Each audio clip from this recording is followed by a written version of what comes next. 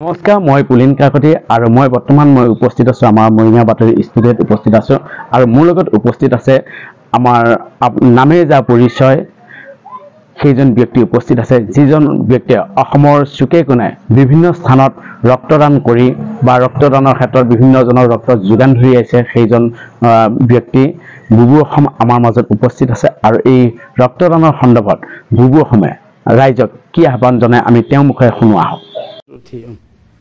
নমস্কাৰ, মই বুবু অসম। মই এটা কথা জনাবলৈ বিচাৰিছোঁ সমগ্ৰ অসমবাসীক।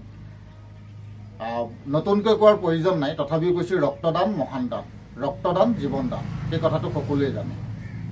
কিন্তু এতিয়া কথা হ'ল ৰক্তৰ অভাৱত বহু ৰোগীয়ে চিকিৎসালয় বিচনাত ছটফটাই থাকিবলগীয়া হৈছে ৰক্তৰ অভাৱ। কিন্তু কিয়?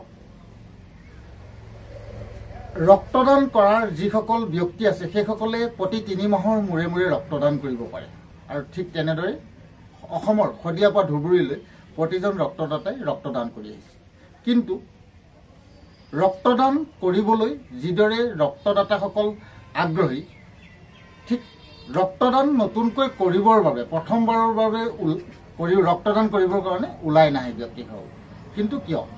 বহু মানুহৰ ভয় ৰক্তদান কৰিলে কিবা ক্ষতি হ'ব, কিন্তু একো ক্ষতি নহয়। ৰক্তদান কৰাৰ বিনিময়ত আপোনাৰ শৰীৰটো যে সুস্থ আছে তাৰে প্ৰমাণিত হয়, প্ৰথম কথা। আৰু দ্বিতীয় কথা হ'ল আপোনাৰ এটোপাল ৰক্তই কাৰোবাৰ জীৱন ৰক্ষা কৰাৰ বলিষ্ঠ ভূমিকা গ্ৰহণ কৰে। মই এটা কথা ক'ব বিচাৰোঁ, সকলোকে মই এটাই অনুৰোধ জনাব বিচাৰিছোঁ যে ৰক্তদান পৰিয়ালৰ পৰম্পৰা কৰক। এটা কথা মনত ৰাখিব, তেজ খোৱা মানুহতকৈ তেজ দিয়া মানুহৰ মূল্য যথেষ্ট বেছি।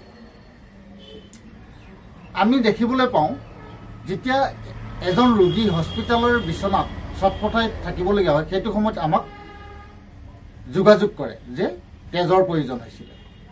ঠিক তেনেদৰে আমি তেওঁলোকক সেই অনুৰোধ মৰ্মে আমি ৰক্তদাতা পঠিয়াই দিওঁ বা নিজে হ'লেও যাওঁ।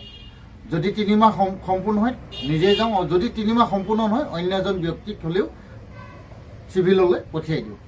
কিন্তু চিভিললৈ ৰক্তদাতাজন গৈ নোপোৱালৈকে হাজাৰবাৰ ফোন। কিন্তু যেতিয়া ৰক্তদান কৰি উভতি আহিব, ৰক্তদান কৰাৰ পিছত ব্যক্তিজন কোনোবা নহয় কোনোবাখিনি অকণমান হ'লেও দুৰ্বল হৈ পৰে।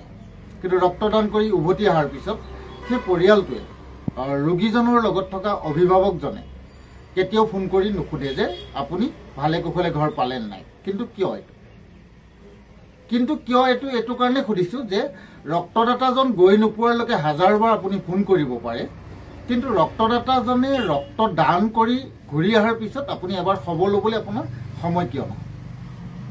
আৰু আপুনি যদি সুস্থ আৰু সবল 18 পৰা 60 বছৰ বয়সৰ প্ৰতিজন ব্যক্তিয়ে পুৰুষ মহিলা উভয়ে ৰক্তদান কৰিব পাৰে। ৰক্তদান কৰি কোনো মানুহ আজিলৈকে মৃত্যু হোৱা নাই, বৰং ৰক্তৰ অভাৱত বহু মানুহৰ মৃত্যু হোৱাৰ তেনেকুৱা বিৰল উদাহৰণ আছে। গতিকে সকলোৱে ৰক্তদান পৰিয়ালৰ পৰম্পৰা কৰক আৰু ৰক্তদান কৰি কাৰোবাৰ জীৱন ৰক্ষা কৰাৰ বলিষ্ঠ ভূমিকা গ্ৰহণ কৰক। এয়াই মোৰ সকলোৰে ওচৰত অনুৰোধ। ধন্যবাদ।